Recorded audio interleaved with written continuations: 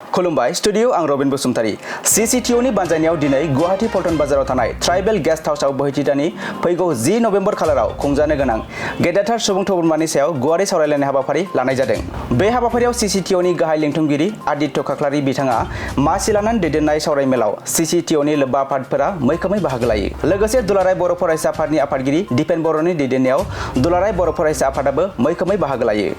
मख'नो गोनांदि बे गुवारै आरो गोथौयै सावरायलायनायनि गेजेरजों जानो गोनां गेदेरथार सुबुं थुबुरमानि सिगाङाव थि खालामखानाय थावनि खानापारा भेटेनारि गेलेग्रा फोथारखौ सोलायनानै गुवाहाटी सनापुराव थानाय सनापुर मिनि स्टेडियामाव थि खालामफिननाय जाबाय। खुलुमबाय स्टुडियो आं रबिन बसुमतारी Cctoa बानजायनायाव दिनै गुवाहाटी पल्टन बाजाराव थानाय ट्राइबेल गेस्ट हाउसआव बोहैथिदानि फैगौ 10 नभेम्बर खालाराव खुंजानो गोनां गेदेरथार सुबुं थुबुरमानि सायाव गुवारै सावरायलायनाय हाबाफारि लानाय जादों।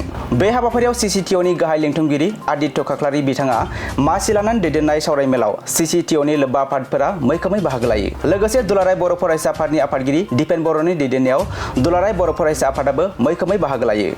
मख'नो गोनांदि बे गुवारै आरो गोथौयै सावरायलायनायनि गेजेरजों जानो गोनां गेदेरथार सुबुं थुबुरमानि सिगाङाव थि खालामखानाय थावनि खानापारा भेटेनारि गेलेग्रा फोथारखौ सोलायनानै गुवाहाटी सनापुराव थानाय सनापुर मिनि स्टेडियामाव थि खालामफिननाय जाबाय। खुलुमबाय स्टुडियो आं रबिन बसुमतारी Cctoa बानजायनायाव दिनै गुवाहाटी पल्टन बाजाराव थानाय ट्राइबेल गेस्ट हाउसआव बोहैथिदानि फैगौ 10 नभेम्बर खालाराव खुंजानो गोनां गेदेरथार सुबुं थुबुरमानि सायाव गुवारै सावरायलायनाय हाबाफारि लानाय जादों। बे हाबाफारियाव Cctoa गाहाय लिंथुमगिरि आदित्य खाख्लारि बिथाङा मासि लानानै दैदेननाय सावरायमेलाव Cctoa लोब्बा आफादफोरा मैखोमै बाहागो लायो। लोगोसे दुलाराय बर' फरायसा आफादनि आफादगिरि दिपेन बर'नि दैदेननायाव दुलाराय बर' फरायसा आफादाबो मैखोमै बाहागो लायो।